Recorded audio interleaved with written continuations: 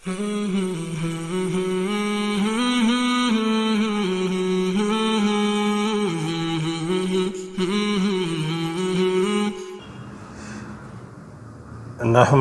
نصلی علی رسولہ الکریم اما بعد فاعوذ باللہ من الشیطان الرجیم بسم اللہ الرحمن الرحیم محترم ناظرین السلام علیکم ورحمۃ اللہ وبرکاتہ۔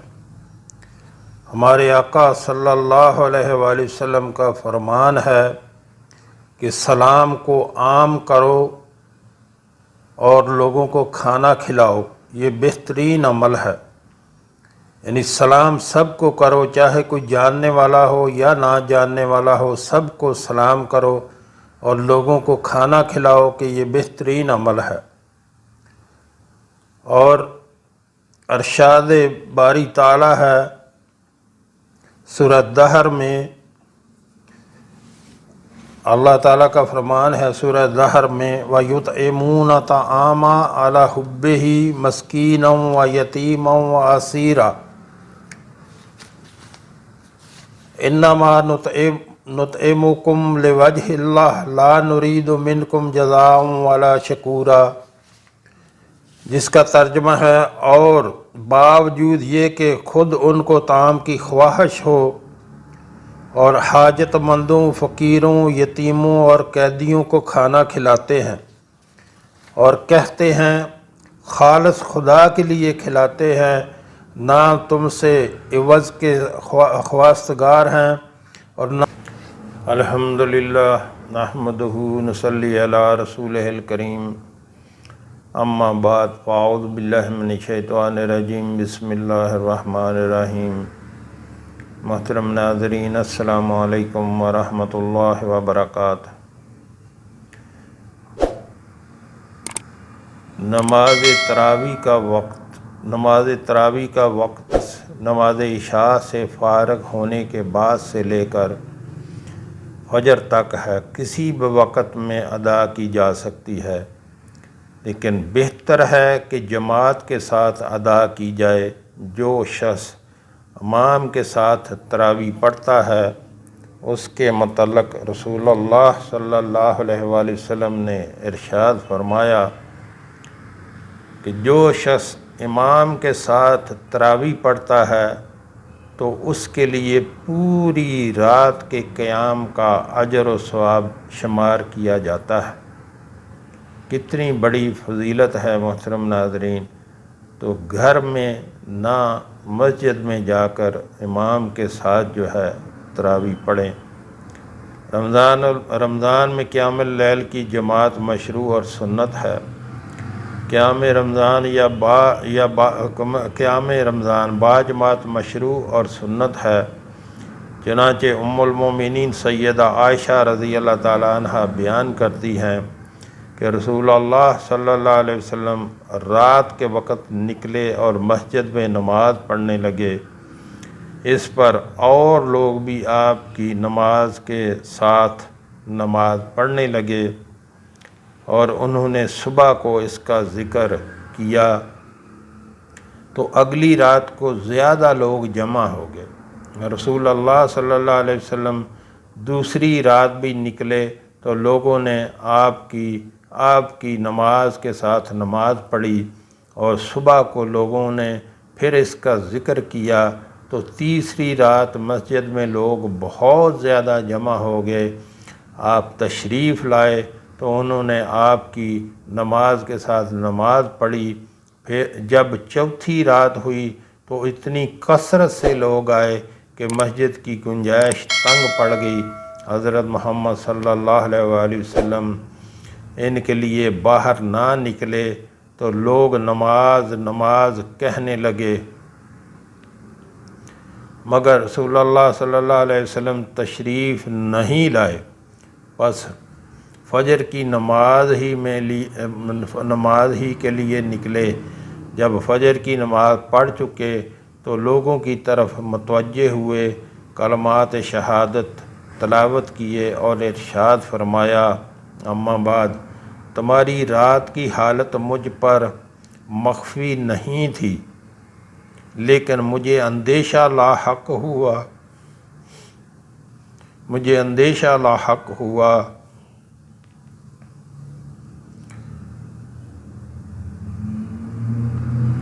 کہ مبادرات کی یہ نماز تم پر فرض کر دی جائے اور پھر تم اس سے عاجز آ جاؤ کہ یہ جو تراویح کی نماز ہے تم پر فرض کر دی جائے اور پھر تم عاجز آ جاؤ، تم پڑھ نہ سکو۔ اتنے کریم ہیں ہمارے آقا صلی اللہ علیہ وآلہ وسلم کہ ہر وقت اپنی امت کا فکر جو ہے ان کو رہتا تھا اور ہمیشہ اپنی امت کا فکر کیا، اور امت جو کبھی ان پہ اوپر درود پاک بھی نہیں پڑھتے، اتنا ٹائم ہی نہیں ہے ان لوگوں کے پاس، سارا دن اپنے کاموں میں اور اپنا گپ شپ میں مصروف رہتے ہیں اور موبائلوں میں مصروف رہتے ہیں، اور اتنا ٹائم نہیں کہ ہمارے اپنے آقا صلی اللہ علیہ وآلہ وسلم پر درود پاک ہی پڑھ لیں، اور فضول کاموں میں لگے رہتے ہیں۔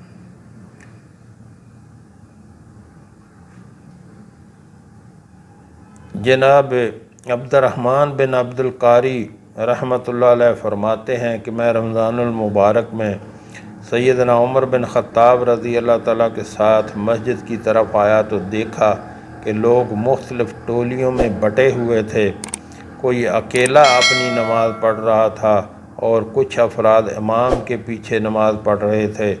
سیدنا عمر بن خطاب رضی اللہ تعالیٰ عنہ نے کہا، میرا خیال ہے کہ اگر ان لوگوں کو ایک قاری امام کے ساتھ جمع کر دوں تو یہ بہتر رہے گا۔ پھر انہوں نے اس کا عزم کر ہی لیا اور انہیں سیدنا ابی بن کعب رضی اللہ تعالیٰ عنہ کی اقتداء میں جمع کر دیا۔ پھر میں ان کے ساتھ دوسری رات نکلا اور لوگ اپنے قاری امام کی اقتداء میں نماز پڑھ رہے تھے تو عمر رضی اللہ تعالیٰ عنہ نے کہا، فرمایا یہ ایک اچھی ابتدا ہے، یہ جدید طریقہ بڑا مناسب ہے، اور جس نماز سے یہ لوگ سو جاتے ہیں وہ اس سے افضل ہے جس کا وہ قیام کر رہے ہیں۔ مقصد ہے کہ جو پچھلی رات کا قیام ہے وہ افضل ہے، جبکہ یہ لوگ رات کے اول وقت قیام کر رہے ہیں۔ محترم ناظرین، یہاں آپ سے گزارش کرنا چاہوں گا، ہمارے ہاں ایک دسترخوان چلایا جاتا ہے جو کہ فری آف کاسٹ، بلا معاوضہ کوئی بھی اس میں کھانا کھا سکتا ہے۔ ہمارے آقا صلی اللہ علیہ وآلہ وسلم کا فرمان ہے کہ سلام کو عام کرو، یعنی سب کو سلام کرو، کوئی جاننے والا ہو یا نہ جاننے والا ہو سب کو سلام کرو، اور لوگوں کو کھانا کھلاؤ اور سلامتی کے ساتھ جنت میں داخل ہو جاؤ گے۔ تو لوگوں کو کھانا کھلانا ہمارے کریم رب کا بہت محبوب عمل ہے۔ تو جو ہمارے بہن بھائی ملک میں یا ملک سے باہر رہتے ہیں ان سے میں گزارش کروں گا کہ آپ بھی اس کار خیر میں اپنا حصہ ضرور ڈالیں۔ یہ آپ کے تعاون سے اور اللہ کے کرم سے یہ ہمیشہ چلتے رہنا چاہیے۔ کبھی جو ہے کبھی کافی پرابلم ہو جاتی ہیں، اس لیے آپ سے تعاون کی جو ہے گزارش ہے۔ جو اپنا یقین کریں، جو آپ نے اللہ کے راستے پہ خرچ کر دیا وہ باقی رہ گیا، وہ باقی بچ گیا۔ جو آپ نے اللہ کے راستے پہ خرچ کیا تو اللہ اس کو کئی 100 گنا بڑھا کر دنیا میں بھی واپس کر دیتا ہے، اور وہ آخرت کا ذخیرہ بن جاتا ہے۔ جو دنیا پہ خرچ کر دیا وہ ضائع ہو گیا۔ اس لیے اپنے ہاتھوں سے اللہ کے دیے ہوئے مال کو جو ہے اللہ کے راستے پہ خرچ کریں۔ بعد میں کوئی کسی کے لیے کچھ نہیں کرتا۔ نیچے ویڈیو کے شروع میں میرا نمبر چل رہا ہے، اس پہ رابطہ کر سکتے ہیں۔ ویڈیو کے نیچے میرا واٹس ایپ نمبر چل رہا ہے، اس پہ رابطہ کر کے آپ طریقہ کار پوچھ سکتے ہیں۔ اللہ ہم سب کو نیک عمل کی توفیق عطا فرمائے۔ ان احادیث کی روشنی میں پتہ چلتا ہے کہ رمضان میں قیام اللیل باجماعت مشروع اور سنت ہے۔ بعد ازاں رسول اللہ صلی اللہ علیہ وسلم نے چوتھی رات اس اندیشے کی وجہ سے ترک کر دیا تھا کہ کہیں ایسا نہ ہو کہ امت پر فرض کر دیا جائے۔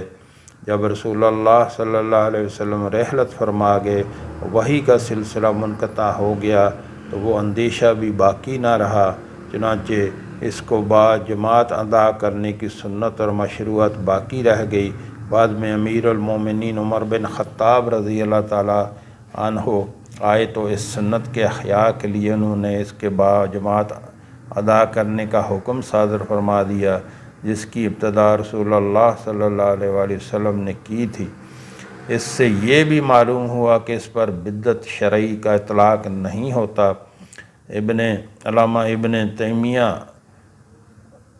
اس حدیث کے تحت فرماتے ہیں کہ اس حدیث میں یہ مذکور ہے کہ عمر رضی اللہ تعالیٰ عنہ نے بدعت کو اچھا گردانا، زیادہ سے زیادہ اس کا مفہوم یہ ہو سکتا ہے کہ اس سے مراد لغوی بدعت ہے، شرعی نہیں، اور وہ یہ ہے کہ لغت میں بدعت ہر ایسے کام کو کہا جاتا ہے جس کی ابتدا پہلی مرتبہ کی گئی ہو۔ شرعی بدعت یہ ہے کہ ہر ایسا کام جس کی کوئی شرعی دلیل موجود نہ ہو۔ امام ابو حنیفہ، امام شافعی اور امام احمد بن حنبل کا قول ہے کہ یہ نماز مسجد میں جماعت کے ساتھ افضل ہے۔ قیام اللیل میں قرآن مجید سے دیکھ کر قرأت کرنے میں کوئی حرج نہیں۔ حدیث میں آیا ہے سیدہ عائشہ رضی اللہ تعالی عنہا کو ان کے غلام ذکوان قرآن مجید سے دیکھ کر امامت کرواتے تھے۔ تو محترم ناظرین، یہ بڑا بابرکت مہینہ بھی چل رہا ہے رمضان کا، اس کا جو ہے خوب اس سے برکتیں رحمتیں سمیٹیں۔ پہلا عشرہ جو ہے رحمت کا ہے، اس کی دعا ہے رب اغفر وارحم وانت خیر الراحمین۔ زیادہ سے زیادہ یہ دعا پڑھیں اور ساتھ میں لا الہ الا اللہ کا ذکر کرتے رہیں۔ دوسرا عشرہ جو ہے مغفرت کا، اس کی دعا ہے استغفر اللہ ربی من کل ذنب واتوب الیہ، اور ساتھ میں جو ہے لا الہ الا اللہ کا زیادہ سے زیادہ ذکر کرتے رہیں۔ تیسرا اور آخری عشرہ جو ہے نجات کا، جہنم کی آگ سے نجات کا عشرہ ہے، اس میں دعا کرتے رہیں اللہم انک عفو تحب العفو فاعف عنی، اور ساتھ میں لا الہ الا اللہ کا ذکر کرتے رہیں۔ محترم ناظرین، ایمان احتساب کے ساتھ جو ہے روزہ صبح سے لے کر شام تک کمپلیٹ کیا کریں، نہ فحش گفتگو کریں، نہ کسی کے ساتھ لڑائی کریں، نہ گالی دیں کسی کو۔ اگر کوئی آپ کو گالی دے تو آپ کہیں میں روزے سے ہوں۔ جو ہم نے پڑھا، جو ہم نے سنا، اللہ ہمیں اس پر عمل کی توفیق عطا فرمائے۔ وآخر دعوانا الحمدللہ رب العالمین۔